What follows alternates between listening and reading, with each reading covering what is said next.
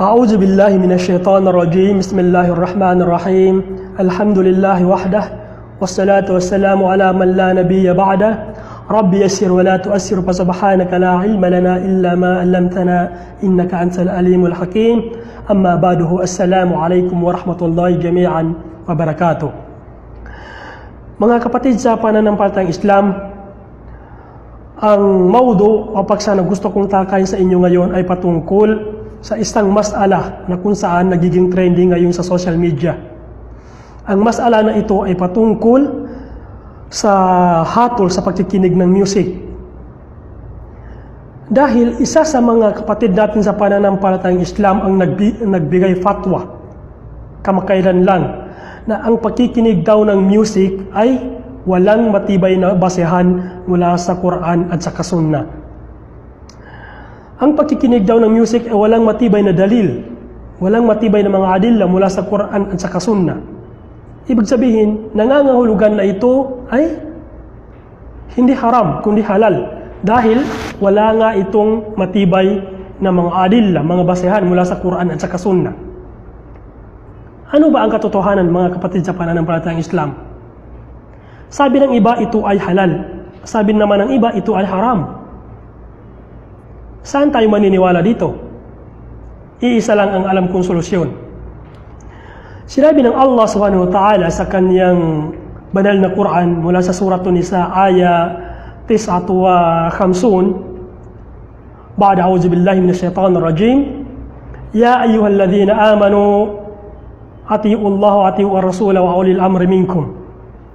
O kayong mananampalataya, sabi ng Allah subhanahu wa ta'ala, paniwalaan nyo kung ano man ang ipinag-utos ng Allah subhanahu wa ta'ala, at paniwalaan nyo kung ano ang pinag-utos ng ating mahal na propeta sallallahu alaihi wasallam wa ulil amri minkum, at kung ano man ang pinag-utos ng isa sa inyo na nabigyan ng authority o nabigyan ng pamamahala na mula sa Quran at sa Sunnah. Fa in tanaza'tum fi shay'in farudduhu ila Allah. At kung sakali man sabi ng Allah subhanahu wa ta'ala na kayo ay magkaroon ng iba't ibang pananaw, kung sakali man sabi ng Allah subhanahu wa ta'ala na magkaiba-iba kayo ng paniniwala hinggil sa inyong ibada, hinggil sa inyong pananampalataya sa Islam, farudduhu ila Allah wa Rasul. Balikan nyo kung ano ang katuruan mula sa Quran at sa Sunnah. Ito ang sabi ng Allah subhanahu wa ta'ala. Ang tanong, ano ba ang pinakamakatotohanan na turo ng Quran at sa Sunnah patungkol sa hatol sa pagkikinig ng music? Ito ba ay halal talaga? Ito ba ay haram talaga?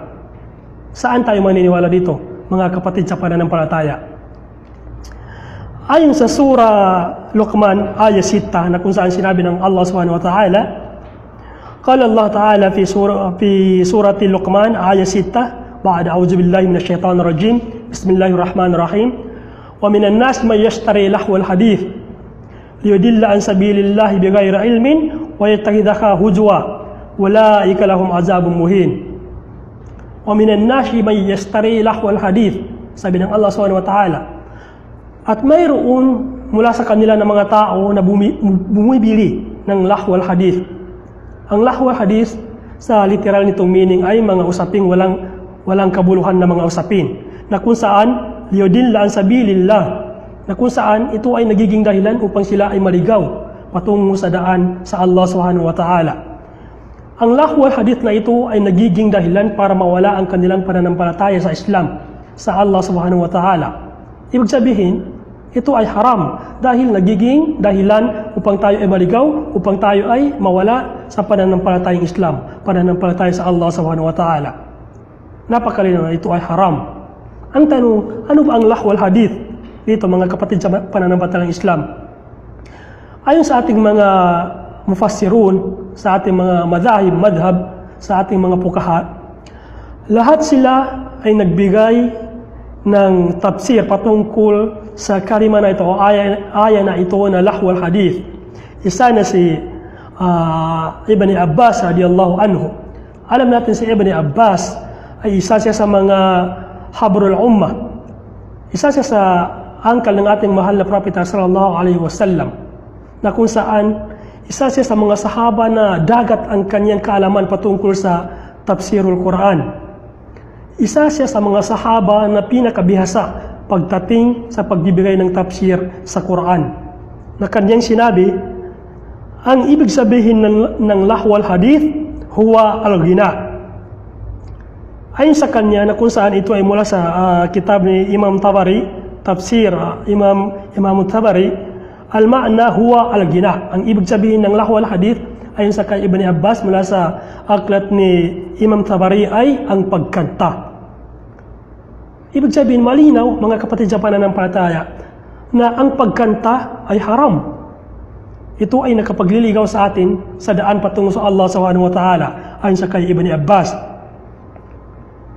وقال حسن البصري في تفسير ابن كثير أي naman sa kay حسن البصري mula sa tafsir ni Ibn Kathir, نزلت هذه الآية في الغناء والمزامير. Ito naman ang sinabi ni Hasan al-Basri mula sa tafsir ni Ibn Kathir na ang ibig sabihin ng lahwal hadith al-ghina'u wal mazamir, ang pagkanta at ang music. Al-mazamir, ito ay tumutukoy sa lahat ng mga instrumento patungkol sa musika. Ibig sabihin, napakalinaw dito sa tafsir ni Ibn Kathir na ang ibig sabihin ng lahwal hadith ay ang pagkanta, pakikinig ng music, at lahat ng mga instrumento na ginagamit pang musika. Ito ay haram ayon sa kay Ibn Kathir. Subhanallah. Waqala Ibn Qayyim fi al-Majmu', ayon naman sa kay Ibn al-Qayyim sa kitab na Majmu', wa yakfi tafsir as-sahaba wa tabi'in al-lahw al-hadith al-ghina, faqad sahha dhalika an Ibn Abbas wa Ibn Mas'ud. Sabi ni Ibn al-Qayyim sa kitab na ito na Al-Majmu', kung babalikan natin ang pagbibigay ng mga sahaba at mga tabi'in sa tafsir ng lahwal hadith, kanilang sinabi na ang ibig sabihin nito ay pagkanta. Ibig sabihin, ang ating mga mufassirun, sa mga sahaba, sa mga tabi'in, dalawa lang ang pagbibigay nila ng tafsir sa lahwal hadith, pagkanta at saka pakikinig ng musika. Wa qala Abu Shahba, ayon sa kay Abu Sahba, sa'altu Ibn Mas'ud an qawlihi ta'ala wa minan nas man yashtari lahwal hadith faqala walillahi alladhi la ilaha ghayruhu huwa al-ghina. Ito yung patunay. Sabi ni Abu Shahba, isa sa mga sahaba, sa'altu Ibn Mas'ud an qawlihi ta'ala wa minan nas man yashtari lahwal hadith. Itinanong ko, sabi ni Abu Sahba kay Ibn Mas'ud, itong dalawa ito ay mga sahaba ng Propeta sallallahu alaihi wasallam, kung ano ang ibig ipakahulugan ng sinabi ng Allah subhanahu wa ta'ala na wa minan nas may yashtari lahwal hadith, kung ano ang ibig sabihin ng lahwal hadith.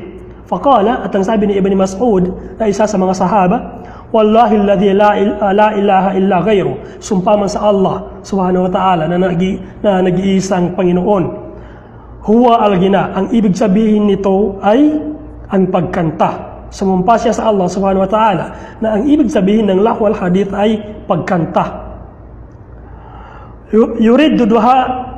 Yuriddiduha thalatha marrat, at sinabi niya ito ng 3 beses. Inulit niya ito ng 3 beses kay Abu Sahba na ang ibig sabihin ng lahwal hadith ay pagkanta. 3 beses niya ito sinabi sa kay Abu Sahba. Mga kapatid sa pananampalatayang Islam, napakalinaw na ayon sa ating mga sahaba, ayon sa kay Ibn Mas'ud, kay Ibn Abbas, na ang ibig sabihin ng lahwal hadith ay pagkanta, pakikinig ng music. Itong dalawa na ito. So bakit ang isa sa kapatid natin sa pananampalatayang Islam ay sinabi niya na walang matibay na basehan mula sa Quran. Sa Quran pa lang ito ang pakikinig ng music ay hinaram ng Allah subhanahu wa ta'ala. Samantalang ang mga sahaba na ito, si Ibn Abbas, na pinakabihasa sa pagbibigay tafsir ng Quran, ay sinabi niya na ang ibig sabihin nito ay al-ghina wal mazamir, at pakikinig ng music o mga kasangkapan, mga instrumento sa pagtugtog ng musika, na kung saan sinabi ng mga sahaba na ito ay haram. Subhanallah. Bakit? Isa sa ating mga kapatid sa pananampalataya na kanyang sinabi na walang matibay na dahilan. So napakalinaw na ito mga kapatid sa pananampalataya. Tafsir ni Ibn Kathir wa tafsir Imam Tabari. Isa sila sa mga pinakabihasa sa pagbibigay ng tafsir mula sa Quranul Karim. La hawla wala quwwata illa billah. Ayon naman sa hadis ng ating mahal na propeta sallallahu alaihi wasallam na kung saan ang hadis na ito ay isinahih ni Imam Nasruddin Albani na mula naman sa ulat ni Abu Dawud. Si Imam Albani ay siya yung nagmamay-ari ng kutub na silsilatul sahiha wa silsilatul da'ifa. Kanyang tinipon ang mga hadis na sahih, mga hadis na hasan at mga daraja ng hadis na da'if. Pinag-iba-iba niya ang mga hadis na malakas, mga hadis na mahihina.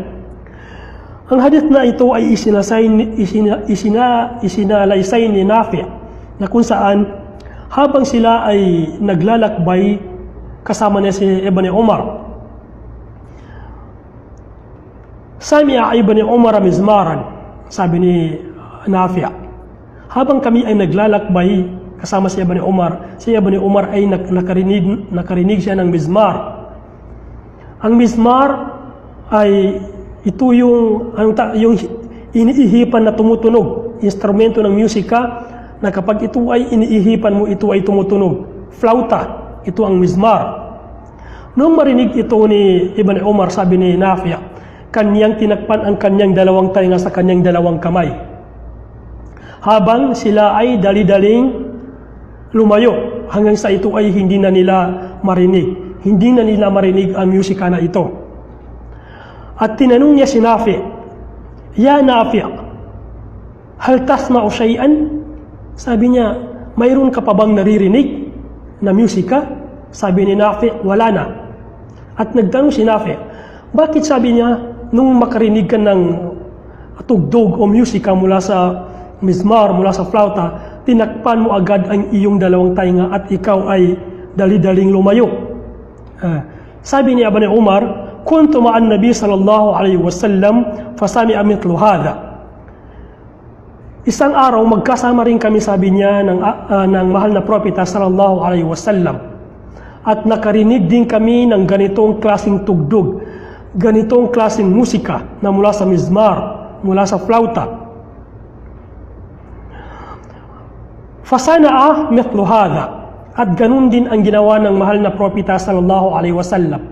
Nung marinig niya ang tugtog na yun mula sa flauta, mula sa mizmar, kanya rin tinakpan ang kanyang dalawang tainga at dali-dali lumayo doon sa lugar na yun hanggang sa hindi na niya marinig ang tunog ng flauta na ito o music na ito. Ibig sabihin, mga kapatid sa pananampalataya, napakalinaw na ang hadith na ito ay nagbabadya o nagtuturo na ang musika, dahil sa ginawa ng propeta sallallahu alaihi wasallam at ni Ibn Umar na kanyang tinakpan ang kanyang dalawang tainga sa kanyang dalawang kamay upang ito ay hindi marinig, upang ito ay maiwasan, ay nakapagtuturo na ang pakikinig ng music ay haram.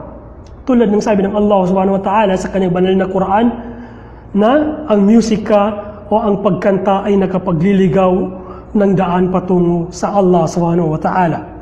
Ayon sa kanila, ayon sa kay Sheikh al-Islam Ibn Taymiyyah at Ibn al-Qayyim, fadalla hadha al-hadith ala tahrim al-ma'adif, na ang hadith na ito ay nakapagtuturo na ang tunog na yon na kung saan narinig ng ating mahal na propeta sallallahu alaihi wasallam at ni Ibn Umar ay walang duda na ito ay haram. Wal ma'adif hiya al-alat al-nahw inda ahli al-lugha wa hadha ismu yatanawalu hadha al-alat kullaha. At ito rin ay tinatawag na ma'azif. At ang ma'azif dito, ayon sa mga ahlul lugha, binigyan nila ng kahulugan na ang ma'azif ay lahat ng mga instrumentong pangmusika na kung saan, ayon sa ating mga fuqaha, ito ay haram na mga instrumento. Lahat ng instrumento patungkol sa musika ay haram ayon sa Sheikh al-Islam Ibn Taymiyyah at ni Ibn Qayyim. Mga kapatid sa pananampalatayang Islam, walang duda na ang pagkanta, pagkikinig ng music kasama ang mga instrumento ng musika ay hinaram ng mga sahaba, ng ating mga mufassirun, ng ating mga fuqaha.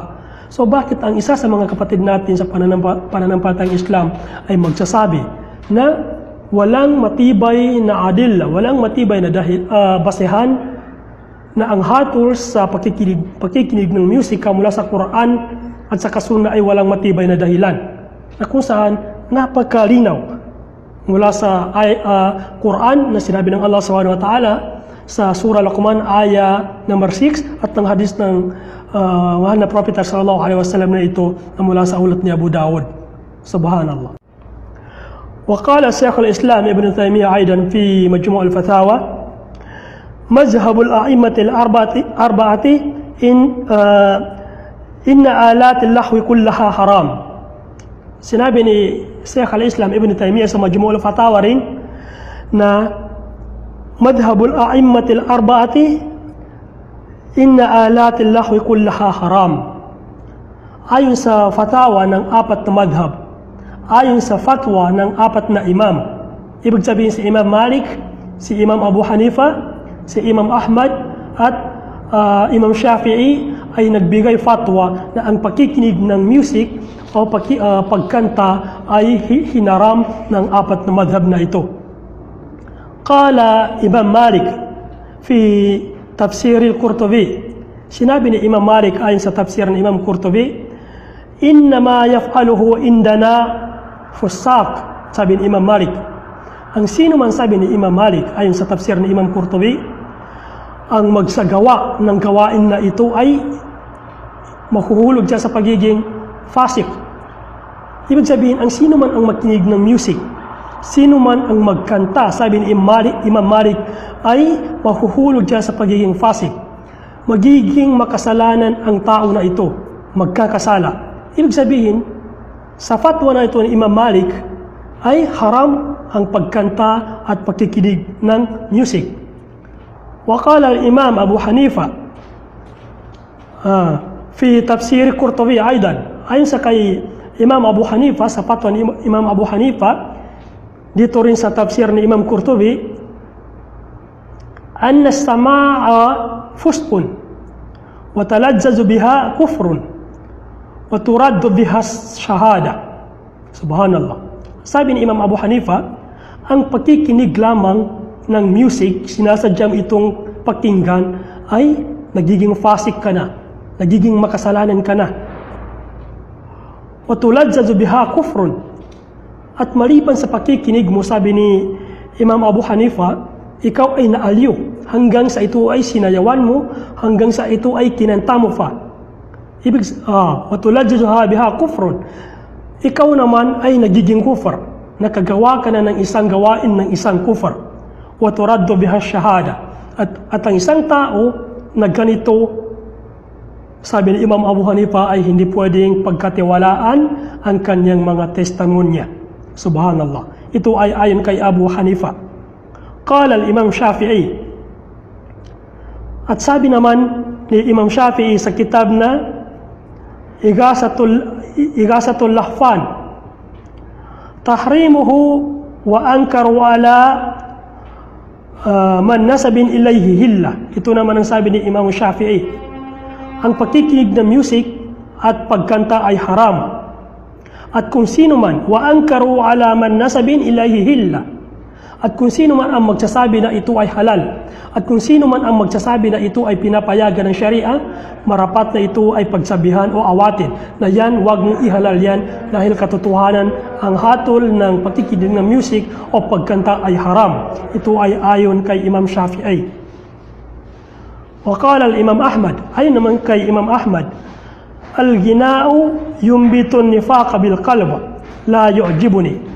Ito naman ang sabi ni Imam Ahmad sa kitab na Igasatul Lahfan, na sinabi niya, ang pagkanta ay nakapagdudulot ng pagiging munafik ng ating puso. La yu'jibuni, sabi ni Imam Ahmad, at ito ay hindi ko ito nagugustuhan. So napakalinaw mga kapatid sa pananampalataya bukod sa mga sahaba, sa mga tabi'in, ang apat na madhab, si Imam Malik, si Imam Shafi'i, si Imam Ahmad Hanbali, si Imam Abu Hanifa ay nagbigay fatwa na ang pagkanta at pagkikinig ng music ay haram. Subhanallah. So bakit mayroon sa ating mga kapatid sa pananampalataya na bagong usbong pa lang na magsasabi na ang music ay walang matibay na dahilan mula sa basihan mula sa Quran at sa Sunnah, na kung saan ang lahat ng mga imam, a'imma, mga fukaha, mga sahaba ng ating mahal na propeta sallallahu alaihi wasallam ay iisa ang pagbibigay nila ng fatwa, iisa ang pagbibigay tafsir mula sa aya na ito mula sa suratul Luqman na lahwal hadis, la hawla wala quwwata illa billah. Magtawba tayo mga kapatid sa pananampalataya. Nakakalungkot mga kapatid sa pananampalatayang Islam, o nakakatakot ang pagbibigay ng isang fatwa na kulang tayo sa kaalaman. Kapag tayo ay magbibigay ng fatwa o fatawa sa sambayan ng mananampalatayang Islam, siguraduhin natin na ito ay mayroong matibay na adilla mula sa Quran at sa Sunnah. Siguraduhin natin na ito ay tama, dahil kapag tayo ay nagkamali, ang lahat ng mga kasalanan ng mga tao na yun na Muslim, mananampalatayang Islam, ay mapupunta sa iyo dahil sa pagsunod nila sa iyong maling fatwa. La hawla wala quwwata illa billah. Sinabi ng Allah subhanahu wa ta'ala sa suratul Nahl, ba'da a'udzu billahi minash shaitanir rajim, wala taqulu lima tasifu alsinatukumul kadhib, hadha halalun wa hadha haram, litaftaru 'ala Allahil kadhib. Sabi ng Allah, wag ninyong sabihin na kung saan magmumula sa inyong mga dila na ang kasinungalingan na ito ay halal, na kung saan ito ay hinaram ng Allah subhanahu wa ta'ala, at sasabihin niyo na ito ay haram, na kung saan ito naman ay hinalal ng Allah subhanahu wa ta'ala, dahil kayo ay ginagawa ninyong sinungaling ang Allah subhanahu wa ta'ala. Nag-iimbento kayo ng mga kasinungalingan mula sa mga aya, mula sa mga salita ng Allah subhanahu wa ta'ala sa kanyang banal na Quran. La hawla wala quwwata illa billah. Kaya mga kapatid sa pananampalatayang Islam, bago tayo magbigay ng fatwa, ng fatawa, inuulit ko, siguraduhin natin na ito ay may matibay na basehan o mga adilla mula sa Quran at sa Sunnah, mula sa sunnah ng ating mahal na propeta sallallahu alaihi wasallam. At kung tayo ay magbabahas, tayo ay magre-research, siguraduhin natin na ito ay nasa tarika, nasa manhaj ng Ahlus Sunnah wal Jamaah. Dahil kapag tayo ay nag-research, malay mo, ang na-research mo pala ay mula sa mga fukaha, mula sa mga ulama ng kabilang firqa. Halimbawa, sa firqa ng mga Safiyya, sa firqa ng mga Shia, halimbawa. La hawla wala quwwata illa billah. Napaka-critical po mga kapatid sa pananampalatayang Islam ang pagbabahas o pagsasagawa ng research patungkol sa fatwa.